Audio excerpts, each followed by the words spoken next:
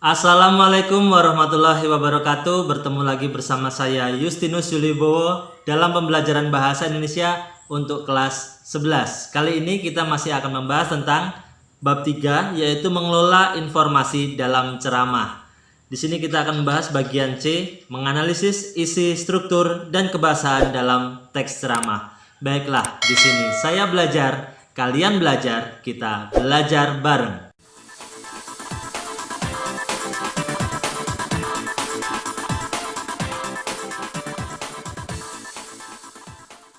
Tujuan pembelajaran kita pada isi, struktur, dan kebahasaan teks ceramah ini yaitu siswa diharapkan mampu yang pertama untuk memahami isi dan struktur dalam teks ceramah. Dan yang kedua, siswa diharapkan mampu untuk memahami kaidah kebahasaan dalam teks ceramah. Jadi nanti kita yang pertama akan mengetahui apa saja struktur yang menyusun bangunan dari teks ceramah, dan yang kedua kita akan sama-sama memahami pola kebahasan apa yang dimiliki di dalam teks ceramah. Baiklah, kita lanjutkan. Kita mulai dulu yang pertama, yaitu memahami isi dan struktur dalam teks ceramah.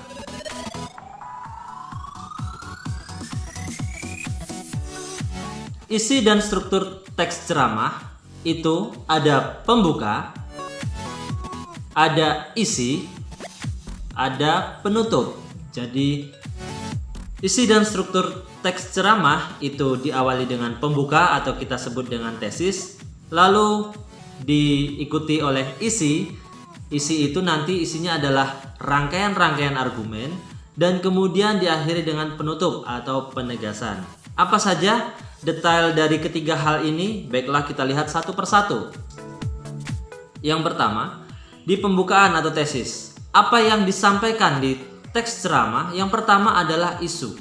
Isu apa yang ingin disampaikan. Kemudian permasalahan. Permasalahan apa yang ada saat ini yang harus diketahui atau direspon bersama. Kemudian di dalam pembukaan juga ada pandangan umum. Pandangan umum masyarakat sekitar tentang hal-hal yang terjadi belakangan ini. Kemudian setelah pembukaan kita akan melanjutkan dengan isi, yaitu ada rangkaian argumen. Apa isi dari rangkaian argumen? Isinya adalah pendapat-pendapat dan fakta. Tentu saja pendapat-pendapat di sini berdasarkan fakta-fakta yang ada. Kemudian diakhiri dengan penutup. Apa isi penutup? Penutup diisi dengan simpulan dan rangkuman. Jadi yang sudah dibahas dalam rangkaian-rangkaian argumen berdasarkan fakta tadi, ada pendapat juga, itu dijadikan satu kesimpulan yang bisa dijadikan acuan bersama untuk melakukan sesuatu atau untuk kesadaran tentang sesuatu hal. Jadi itulah struktur teks ceramah, yaitu pembuka, isi, dan penutup. Baiklah, kita lanjutkan di bagian kedua, yaitu kaidah kebahasaan dalam teks ceramah. Apa saja sih bahasa yang sering dipakai dalam teks ceramah itu? Polanya kayak apa? Seperti itu ya. Mari kita lihat. Nah, pertama, teks ceramah itu sering menggunakan kata ganti orang pertama dan kedua, tapi kedua ini jamak. Nanti kita bahas. Kemudian apalagi? Sering menggunakan kata teknis. Teks ceramah sering menggunakan kata teknis. Teks ceramah juga menggunakan kata yang ada hubungan sebab akibat, hubungan temporal atau waktu, dan perbandingan pertentangan. Nanti kita bahas. Kemudian yang keempat, teks ceramah juga sering menggunakan kata kerja mental. Dan yang kelima, teks ceramah sering menggunakan kata persuasif. Baiklah, kita bahas satu persatu dari kata ganti orang pertama dan kedua jamak. Baik, kata ganti orang pertama ini contohnya saya, aku. Itu yang tunggal ya, tapi kata ganti orang pertama jamak bisa kami. Jika kita bekerja dalam tim, kita sebut kami ini adalah, seperti itu ya. Dan kata ganti orang kedua jamak. Di sini contohnya hadirin, kalian, bapak-bapak, bisa juga kita tambahi ibu-ibu, saudara-saudara, adik-adik, anak-anak. Mereka semua adalah kata ganti orang kedua jamak. Nah, contohnya bagaimana? Ketika ceramah, misalnya, perkenalkan kami adalah tim monitoring dari provinsi hendak melaksanakan supervisi hendak pengamatan di sekolah kalian. Kami mendapatkan tugas dari gubernur dan saya di sini adalah sebagai humasnya, misalnya seperti itu. Nah, sini tadi kata ganti orang pertamanya ada kami, ada saya, dan ya kami dan saya ya. Kemudian misalnya contohnya pada kata ganti orang kedua jamak. Tadi sebenarnya ada kalian, hadirin sekalian yang berbahagia, bapak-bapak, ibu-ibu, saudara-saudara, adik-adik. Nah, di sini sering disebutkan, sering dipakai dalam teks ceramah. Untuk apa? Untuk menyapa para pendengar yang orangnya banyak seperti itu. Tidak mungkin juga kita sebagai pembicara dalam ceramah kita kemudian menyebut terus tim advokasi ini misalnya, tim supervisi ini, atau namanya misalnya kelompok LSM pemberdayagunaan pendidikan, misalnya seperti itu. Disebut lagi. Lebih baik menggunakan kata ganti orang pertama kami, saya, seperti itu. Kemudian kata teknis, kita beralih yang ke kotak kedua warna hijau. Kata teknis. Dalam teks ceramah banyak kata teknis. Apa ya? Kita lihat.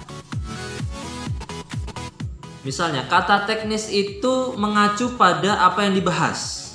Masalah kebahasannya apa yang dibahas. Misalnya tentang bahasa.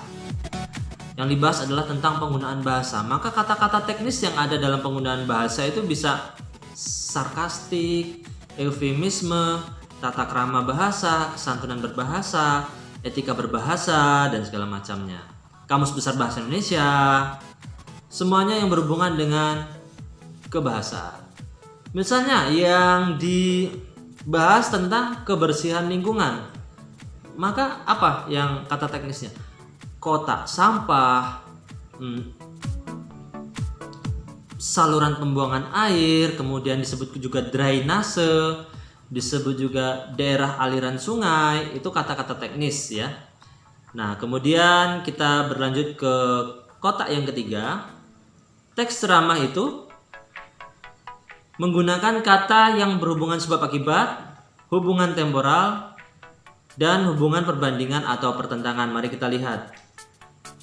Nah, mana kata yang sering berhubungan dengan sebab akibat? Itu yang titik pertama. Jika, maka, sebab, karena, dengan demikian akibatnya.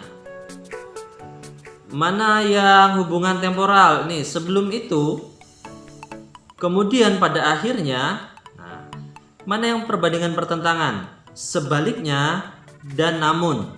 Itu.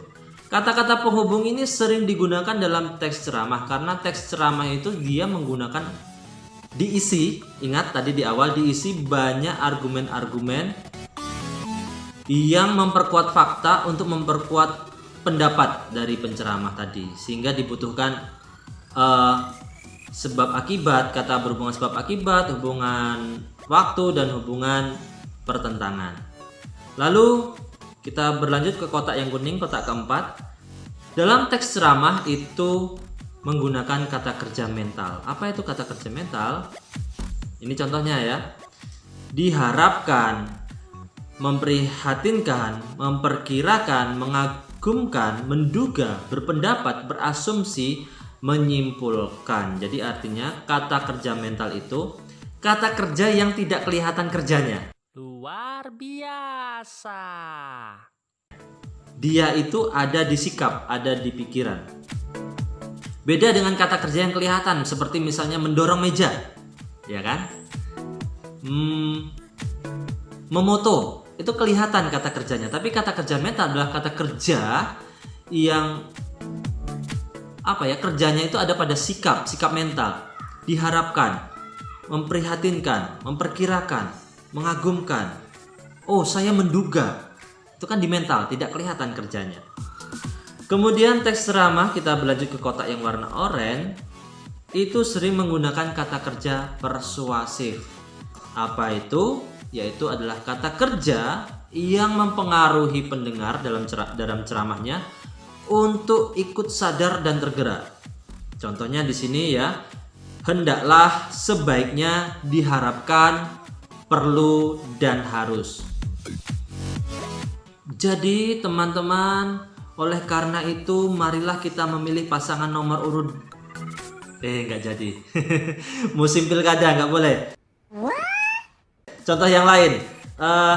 Marilah teman-teman kita menjaga lingkungan kita dengan cara ayo kita buang sampah ke kotak sampah. Ayo kita membersihkan selokan dari daun-daun kering. Nah, itu adalah kata kerja persuasif yang isinya mengajak. Bagaimana? Sangat jelas sekali kan? Kaidah kebahasaan dalam teks ceramah, ya, menggunakan kata ganti orang pertama, orang kedua, menggunakan kata-kata teknis yang hubungannya dengan topik yang dibicarakan, menggunakan kata hubungan sebab akibat, hubungan temporal, hubungan perbandingan pertentangan, menggunakan kata kerja mental, kata kerja yang nggak kelihatan, dan menggunakan kata kerja persuasif, kata kerja yang mengajak orang bergerak atau menyadari sesuatu. Baiklah, cukup di sini pembelajaran kita.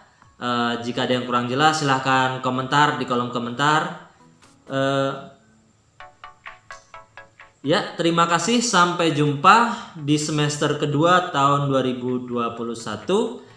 Bab 3 ini mengakhiri materi di semester pertama. Jadi setelah ini anak-anakku sekalian, kalian akan menghadapi ujian semester. Saya ucapkan selamat belajar, selamat menempuh ujian semester.